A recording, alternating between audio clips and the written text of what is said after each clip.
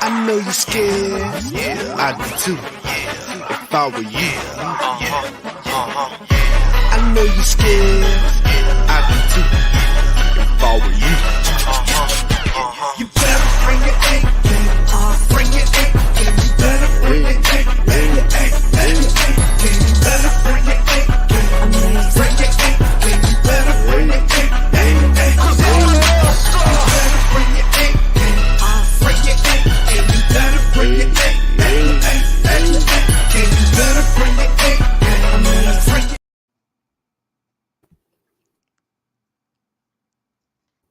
What's going on, everybody? JJ Vikings here with Phil Mackey, who does Minnesota sports on Twitter and I believe other social media platforms as well.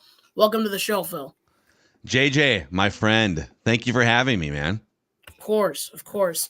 I wanted to get right into this by asking you, how did you become a Minnesota Vikings fan and a fan of Minnesota sports in general? Man, so I became a Vikings fan in the early 1990s when Anthony Carter was their top wide receiver. My first ever Vikings jersey was Anthony Carter, and then Chris Carter came along right around the same time, and we had the Carter guys catching passes. So like kind of early 1990s, and Denny Green, I think it was like the last year of Jerry Burns as the head coach, and then the Dennis Green era was my era as a kid. And I was maybe 12 or 13 years old when the Vikings drafted Randy Moss in 1998. And that's the most fun I've probably ever had, even to this day, watching a Viking season. They just blew the doors off everybody. Every single game, they were dropping 38, 40, 50 points. And I cried my eyes out when they lost in the NFC Championship game to the Falcons. Did not see that coming. And so now I've sort of had my guard up ever since, knowing that pain and misery could be lurking around the corner. But yeah, and then like I'm a fan of the Timberwolves and the Twins, and didn't really grow up on the North Stars, and the Wild came along when I was in high school. So I like the Wild, but I haven't been as emotionally connected maybe as I am to some of the other teams.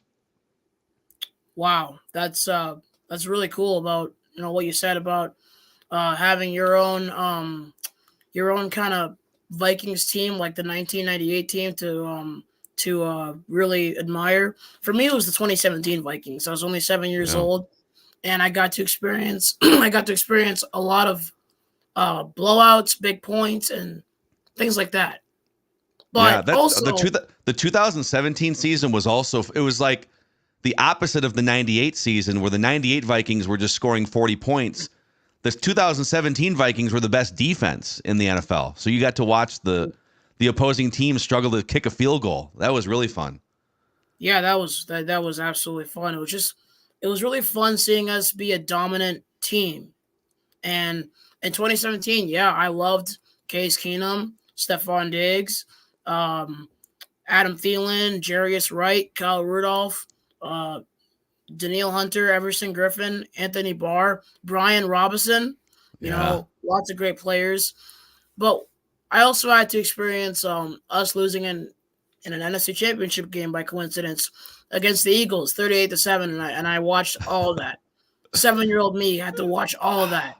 Man, I feel like, but every young Vikings fan needs that initiation, I feel like. And there's fans that are older than me and certainly you that they lived through like the 1970s and the Super Bowls, but it's like there's an initiation process to be a Vikings fan.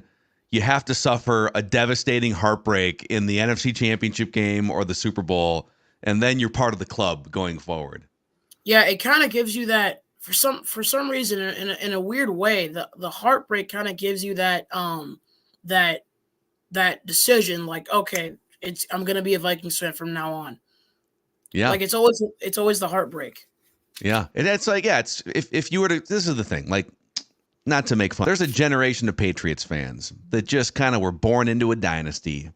Like, your sports life hasn't been hard. You haven't been through sports trials and tribulations. Like, we've got some grit on our hands here as Vikings fans.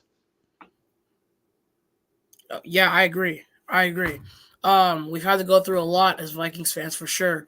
And another thing I wanted to ask you, What were your thoughts on what are your thoughts now about the draft that just passed? So, wow, what a fun draft. I think there's a lot of people kind of trying to figure out if the Vikings should have traded up higher or done more to maybe convince the Patriots to move up to the number 3 spot. But I've seen all these reports come out that the Vikings offered the 11th pick, the 23rd pick, and then a 2025 first round pick.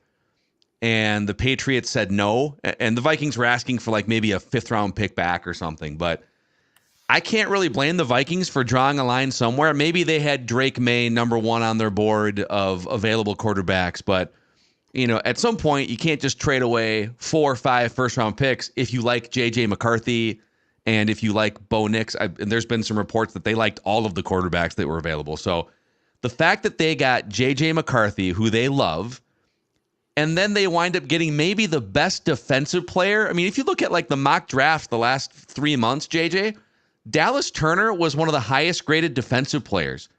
And so you wind up getting a quarterback that you love and maybe just a straight up replacement for Daniil Hunter, 6 well years, as 7 years Jonathan younger. Greenard. Yeah, you also have exactly. Jonathan Greenard, who's a veteran, to help Dallas Turner a lot more. So I don't see how we don't succeed, honestly. You know? Yeah, and it might take like the division's really tough. So it might I kind of look at 2024 and say, not expecting a Super Bowl or anything in 2024. They should be competitive, but it's kind of like it's a build up to maybe 2025 where you start to look at a contender window, in my opinion. Oh yeah. I see a lot of great things coming for our team in the sense that, I liked the other quarterbacks.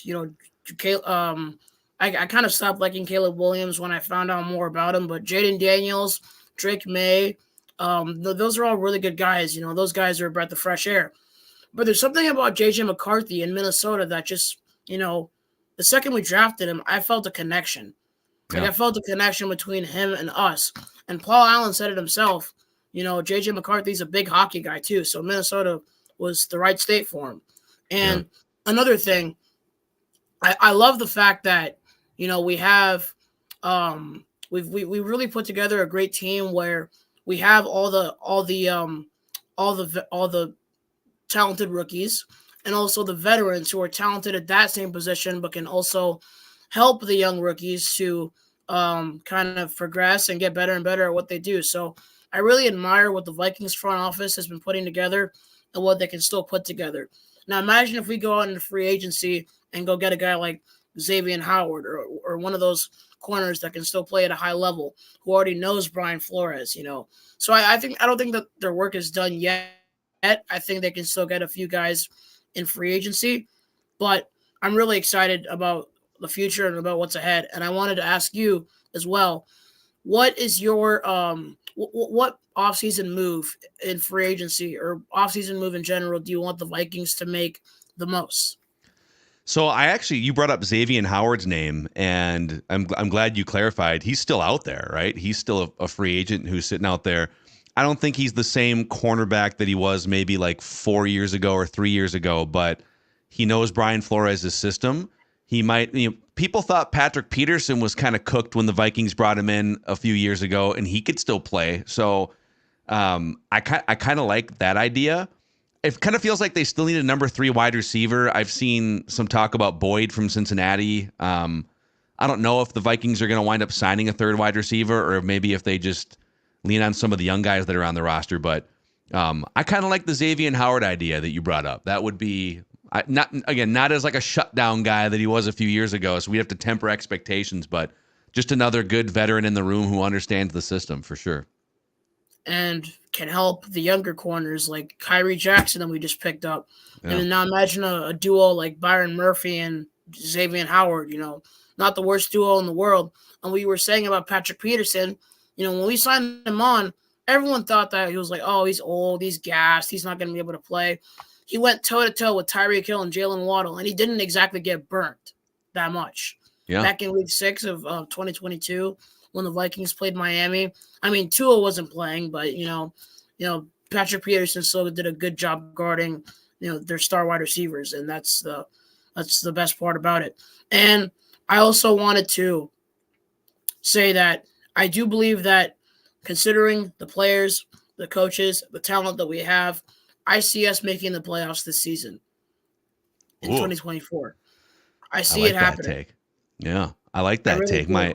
My podcast co-host Judd Zulgad made that prediction last week too. I haven't made any like season predictions yet, but it kind of feels like here. Okay, here's another take for you, because I think you're right. Their schedule's hard on paper and the division's hard, so those factors are going to be interesting.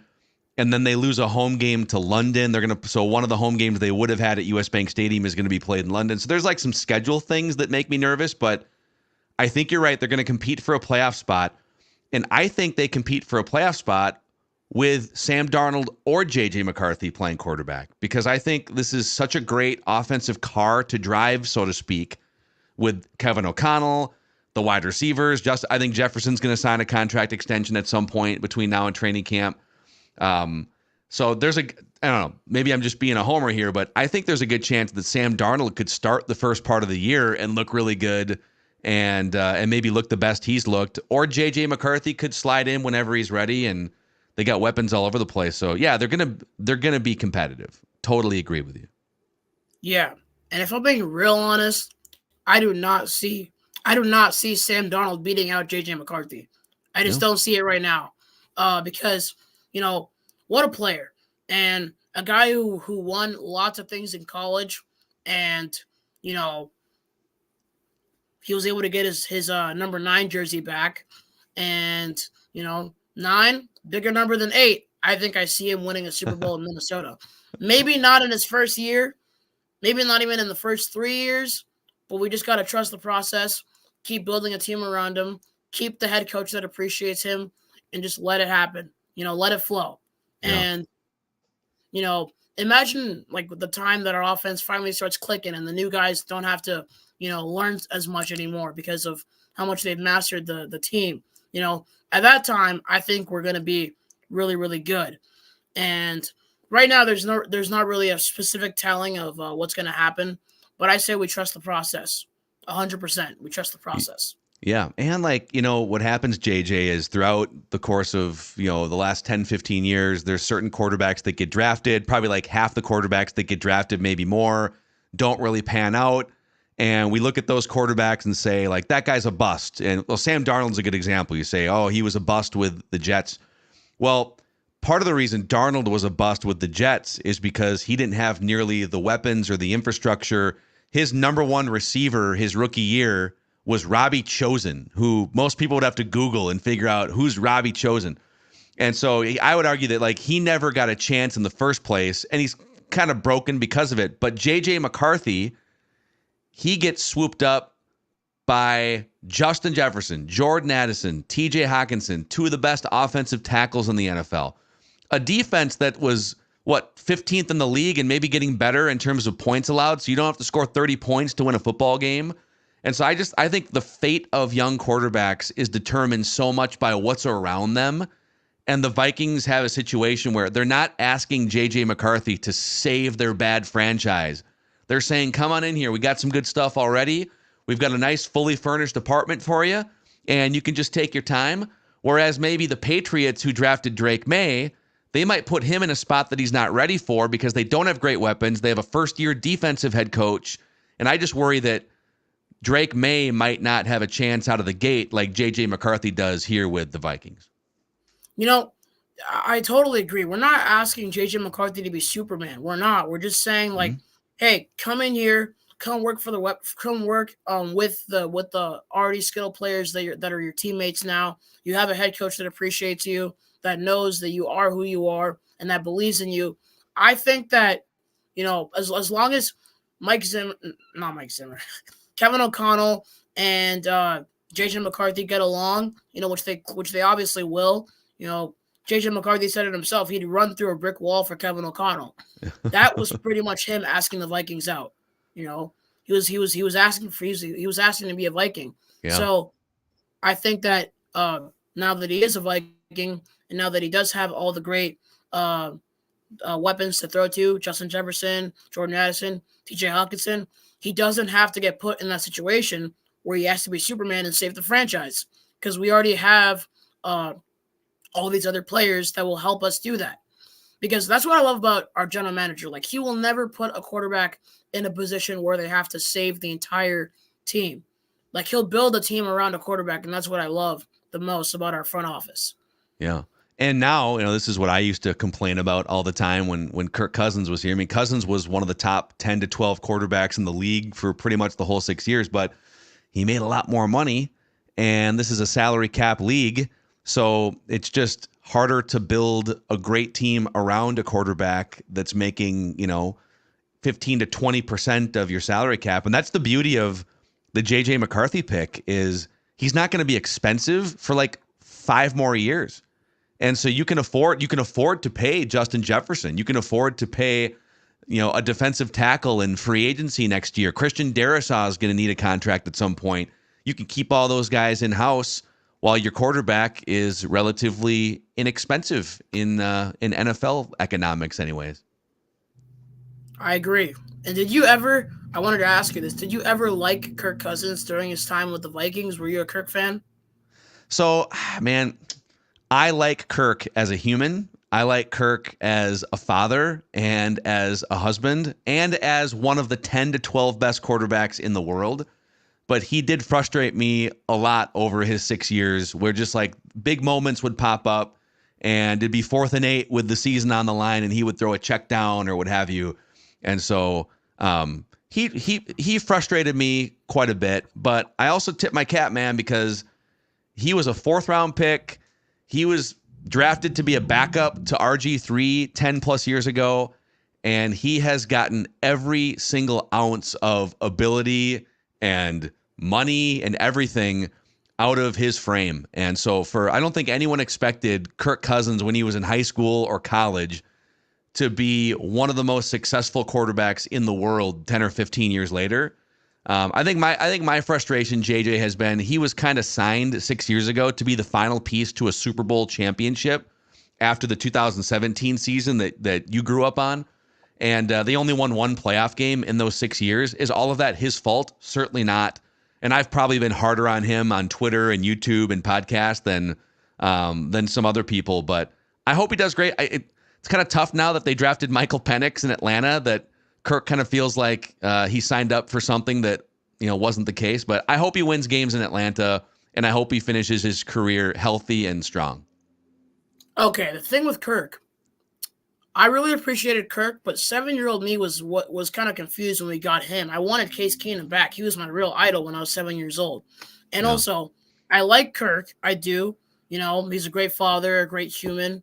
And when he wins, I appreciate him. When he loses, it's not always on him, but he's got to win games. And that is something that, his timer is ticking for that. His clock is ticking for that. And what I really do think is, when we win, I get along with Kirk very, very well. But I never really had anything against him.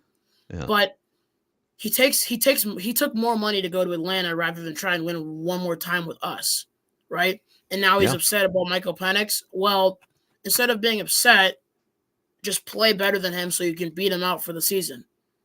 Amen. And I don't see any opportunities for Kirk in Atlanta right now, if I'm being honest. And I'm not sure why he made that decision. I thought he claimed to be financially set, but Kirk seems to be that kind of guy who will say what you want to hear. Like, he'll say what you want to hear, right? And he was talking a lot about wanting to win with the Vikings, but his actions of taking more money to go with Atlanta speak a lot more than what he said. So, yeah. And I think what's kind of, I don't know if funny is the right word or ironic, but part of the reason why he went to Atlanta is because he wanted some security and a guarantee that he was going to be the starting quarterback for multiple years, and they weren't going to be looking to replace him. And the Vikings kind of said, yeah, I mean, we can't really offer you that security. We can kind of go year to year with you, but you tore your Achilles. It's been 6 years. You're 35, 36 years old. So we're going to be looking to bring a young quarterback in. So he said, oh, that's fine. Listen, thanks for the 6 years. I'm going to go to Atlanta. And they wind up bringing a young quarterback in 6 weeks later. But to your point, you know what? I'm with you, man. Go play well. If you play well, listen, the Patriots drafted Jimmy Garoppolo in the second round when they thought Tom Brady was getting near the age cliff, and Tom Brady took it personally and said, no, I got like 6 years left. So maybe he uses it as motivation. Hey, Aaron Rodgers used it in Green Bay as motivation to keep Jordan Love on the bench for 3 years. So maybe Kirk uses it as motivation. That's the point. Mm-hmm. Yeah, I really do believe that. Like all these other veteran quarterbacks, Aaron Rodgers, Tom Brady, all those guys, they didn't whine and just leave the team, or they didn't whine about it. They worked harder, played harder, so they could keep those rookies on the bench. And that's what Kirk needs to do with Michael Penix. He needs to keep him on the bench if he wants his job that much.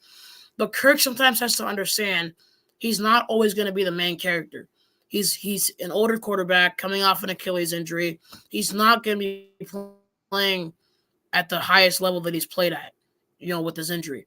Because as the league's evolving, these pass rushers are getting bigger, faster for their size, and just, as a pocket passer, Kirk, he can't really escape the pocket that well. And with all these defenders, all these new guys that are coming in with incredible speed for their size, Kirk is going to be on his backside again, if he lets that happen.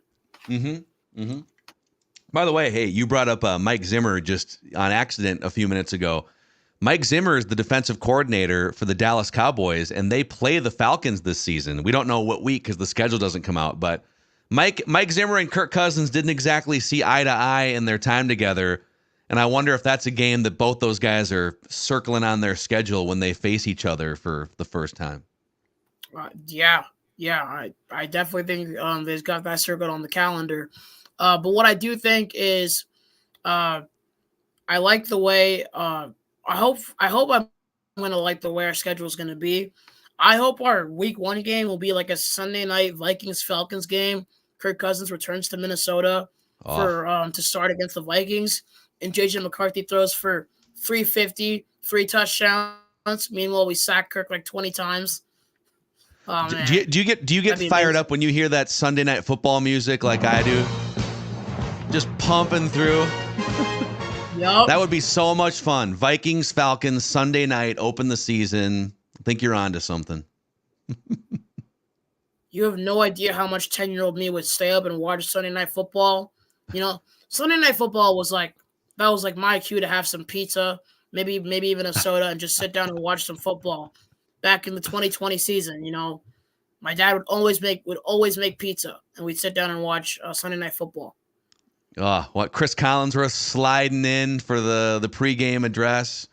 Yeah, I miss the old commentators, Chris Collinsworth and what was it, Al Michaels? Al Michaels, yeah. He's a legend, man. Al Michaels has been doing it for about 6 decades, way longer than either one of us has been around. 6 decades? Yeah, I think he started in the 1960s or early 70s.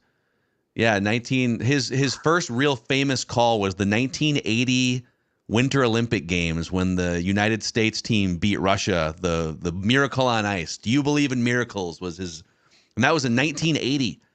So you can start to do the math on that, man. Yeah. I'm afraid my head's going to hurt though. 6 decades is really crazy and really long, He's been doing it for a while. But I am very optimistic about this Vikings team, and I think it would definitely be amazing to have that Sunday night theme playing for the Vikings-Falcons game. I really want to see that, Yeah. Amen. We should sign a petition of Vikings fans and just take it up to the NFL. We should. Roger Goodell, can you take our meeting? We have some ideas for the Vikings schedule. Can you hear us out? Absolutely. I want that to happen so badly because that'd be amazing. And another thing, I wanted to ask you that a question. Yeah. So, what was your favorite game from 2023, that season? Now, I know that season was kind of wonky from time to time. We lost Kirk, he got injured. But what was your favorite game from that season? Man, I think, I'm going to give you 2 answers. The first half against Green Bay at Lambeau Field when Kirk was lighting it up, and it looked like, holy cow, this team is back. They're pounding the Packers, and then Kirk tore his Achilles, which buzzkilled that game in the season. But then my actual favorite game was the week after. They're playing the Falcons, and Josh Dobbs comes in, and it literally like hasn't even played catch with his teammates yet. He doesn't even know he can't even like yell over and talk to the left guard because he doesn't even know anyone's names. And he winds up turning it over a couple times early, and he's lost. And Kevin O'Connell is in his headset, in the speaker in his helmet before it shuts off at 15 seconds or whatever it is, guiding him through how to land this plane in an NFL game. So the birth of the Pastronaut, I think. It was a short-lived run for the Pastronaut, but we'll always have that Atlanta game and then the Saints game the week after. So I think it's hard to say that it wouldn't be the Atlanta Falcons win with Josh Dobbs. Oh, it's hard to say that it wouldn't be that because what I do think about that game was Josh Dobbs was performing like Superman on that game. I mean, the stats that he put up, the things that he did without even knowing his players, barely knowing his players, he completed 20 of his 30 passes for 158 yards and 2 touchdowns, as well as 66 rushing yards and a rushing touchdown. But my favorite game by far was the San Francisco game. Like we beat the 49ers. We beat a Super Bowl contender, the 49ers, and got a lot of media attention, a lot of media hype. Kirk Cousins wearing that top 10 chain. I personally at that time thought it should have said top 5. Wow.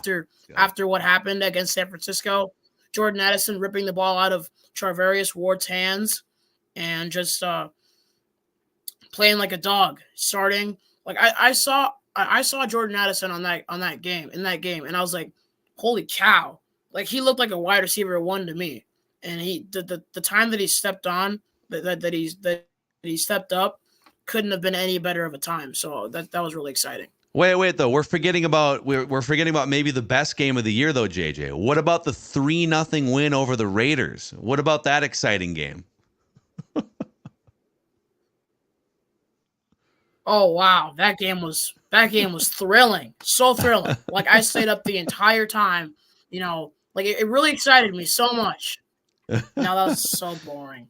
This season was so unserious, like 70-20, Miami and Denver, 3-0 Vikings and Raiders, and then the Raiders go on and win. What was it, 63-21 against the Chargers? Like this season has just been like hard to take seriously. Yeah. Last totally season was hard to take seriously. It was 100%. Yeah. I forgot about the 70 points that the Dolphins hung, and they had. They also had how many? They had like 300 rushing yards or something in that game too. That game was wild, man. Yeah. Oh my gosh. The same game we lost to the Chargers because Hawkinson couldn't catch the ball on that last play. And Kirk didn't spike it. Caleb Evans could have picked it. We should have locked down Keenan Allen. Like there were so many fingers to point at people. Like there's so many people to point fingers at. Yeah. So, didn't the Vikings? Now that we're like, it was a hard game. It's a therapy session now. I feel like didn't the Vikings have like 5 opening drive fumbles or something, like they kept turning it over on the first drive of the game for the first month and a half of the season too. And then there was the Justin Jefferson against the Eagles, the pylon reach where he reaches out, the ball goes. They had like 6 possessions on the goal line where they fumbled or threw an interception the first 2 months of the year. It's ridiculous. I was so mad about that. I thought to myself, man, Justin Jefferson's better than this, man. Like, come on. Fumbling the ball out of the back of the end zone. That rule to me can be kind of dumb sometimes, but it's like, just don't fumble the ball. Yeah, which, by the way, is easy for us to say on our couches, pointing at the TV. These guys are going full speed, and we're like, stop fumbling. And they're like, we're not trying to fumble. We're just getting hit by, 250-pound freak athletes. Yeah, I don't ever want to take anything away from these players. I don't want to take anything away from these players. They put in a lot of work. They train their bodies. They break their bodies. Like, they do a lot just to entertain us. Us fans, us little people. Yes, they do. Yes, we should appreciate them. Mm-hmm. Yeah, something that I admire. What I don't admire is Kirby Joseph speeding up the process of broken bodies. You know, him and his 30 kneecap hits. Yeah, he's got I truly hope that a receiver just gets him in a kneecap on a blindside block.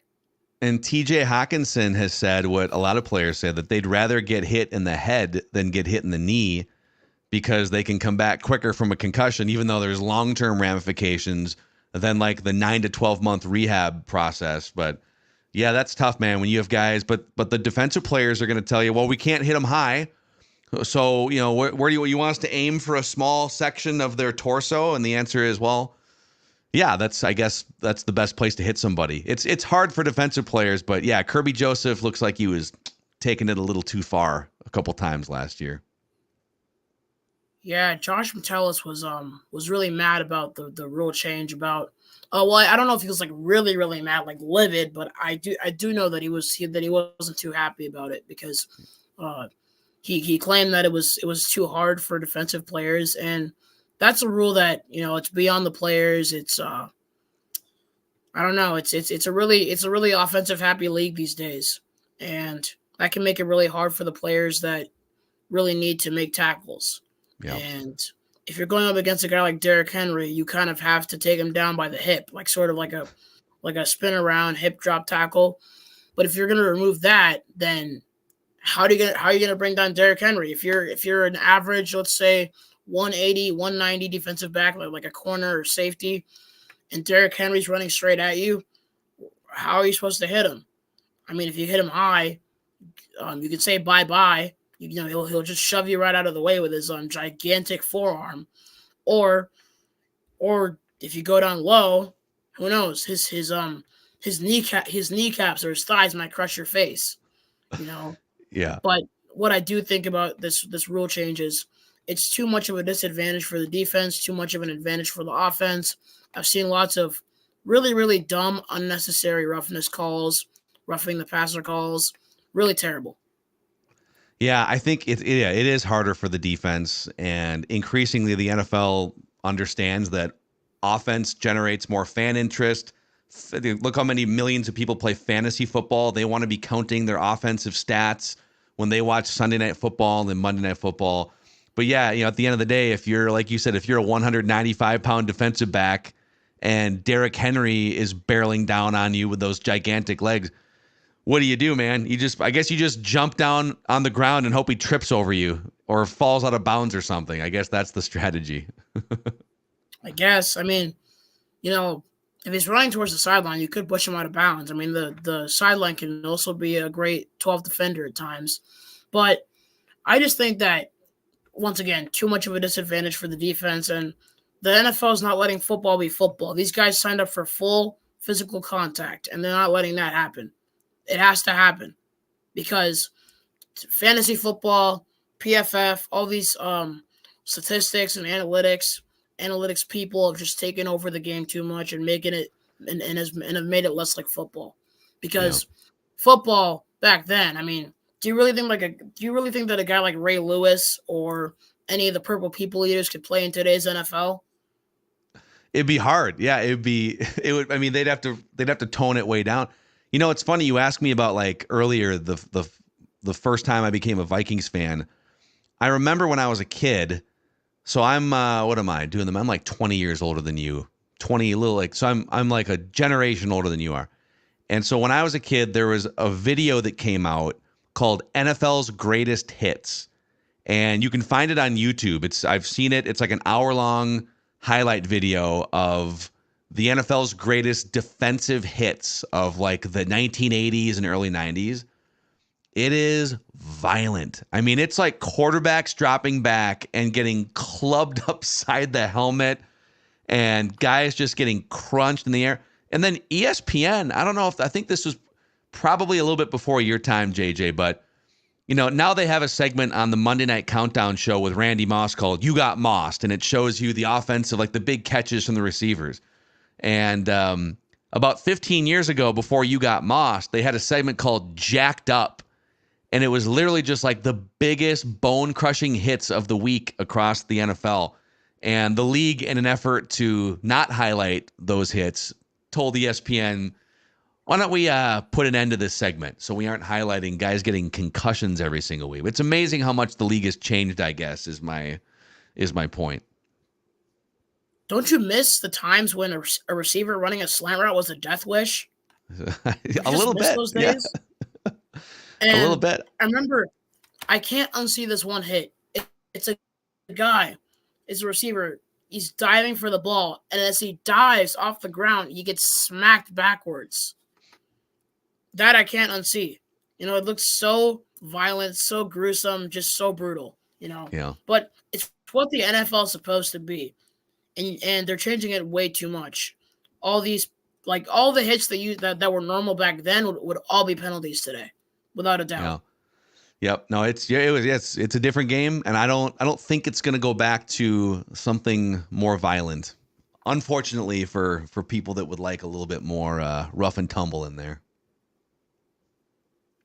Yeah, because once again, it's what the players signed up for. Like you're gonna break something from time to time. You might accidentally break someone else because it's part of the game. And when you sign up for that and you're making that much money, expect full physicality, but we can't expect that anymore because of everything that's happening with the NFL and with all these fantasy football things, and just betting too can also be a big part of it. So the NFL's definitely changed. Yep. Amen, man. Yeah. Yeah. But yeah, I definitely miss, like, I can't say I miss it that much because I wasn't really alive at that time. But I have lived a little long enough to see some gruesome hits. I used to watch when I was 6 years old. There was this highlight tape called "Here Comes the Boom." They'd sing that song while the hits were yeah. Mm-hmm. Yeah, And there's some like it. really YouTube. I feel like YouTube is a rabbit hole for if you really want to go back and see what football was like. Well, in any era, really. There's games all over the place, but it's kind of like it's amazing if you just go watch any game from like the 70s or the 80s. And they're also a lot of those games were being played on flat, like concrete AstroTurf. So not only were the hits more vicious, but when you hit the ground, you weren't landing. Well, it was like it felt more like concrete, but it was like a layer of thin AstroTurf on top of the ground with very little give. And so you'd take a big hit, and then you would bounce off. I mean, you can kind of actually, I don't know if you can see, but this photo I have behind me here for your YouTube audience. This is the Metrodome. This is from 1994, I believe, and it's a photo of a 49ers Vikings game on Monday Night Football. And this is the old school turf, man. Like those guys took hits. Everybody would have like bloody elbows and knees when they got done playing the game. And it was just, the NFL was wild for a long time. There were times where like you could break your arm and still play, with a cast on. The coach would be like, back in the game, like even with a broken arm, you get like a cast at halftime and come back onto the game. But now, a lot more safety precautions that the NFL is taking, concussion protocols. Now that I understand, but you can't change the game just to emphasize player safety. And because it doesn't make sense, because you tell them what they're signing up for, and if you tell them that, you can't just change it. And on top of that, with all these safety precautions, that, like I said, I understand. But at one point, you kind of take it too far, because it's supposed to be an all physicality game. I don't even know how much I'm going to say this, because I keep rambling about it, but it's something that the NFL should really emphasize, that it's supposed to be a physical game. Yeah, I remember. I got one more thing on this, I guess. So I have a couple friends who played offensive line in the NFL, and I asked one of them one time, we were talking about concussions and like, how some of these players that played in the trenches, that, maybe they aren't living a long, healthy life like other normal people. And I said, he loved playing in the NFL. And I asked him, would you, to do it all over again, if I told you you're cutting 10 years off the end of your life. Would you go back and play football again? He goes, 10 times out of 10. I loved it so much. It was so much fun. Obviously, made millions of dollars playing it. Now, when he gets closer to the end period, would he like 10 years back? Probably. But it is, yeah, I mean, it's like you said, these guys do know what they're signing up for, and it's it can be a tough choice. So sometimes guys get a taste of it and they retire early and they don't want to do it anymore, or they maybe get their contract the first time and that's enough for them. And I don't blame players for tapping out either. Yeah, it's a really rough contact sports. At least it's supposed to be, and I really do. I really always have appreciated the NFL sports. Huge part of my life, and something that will stick with me forever, no matter how much it changes. But I really don't want to see flag football. That's something that I absolutely don't want to see. Yeah. No, I don't either. I mean, I'm fine watching flag football during the Pro Bowl games, but I don't want to see it on Sundays in October and November and January. I don't even like watching flag football for the Pro Bowl games. I miss when they actually played like full contact for the Pro Bowl, but it's still an event and the players need to have some free time and no need to let them get injured in like a friendly event. So I think that's I understand that. But it was really amazing having you on. It was great talking to you. And, I'm glad that we can share our own experiences, whether painful or not, of the Minnesota Vikings. Absolutely amazing. Gotta love this team.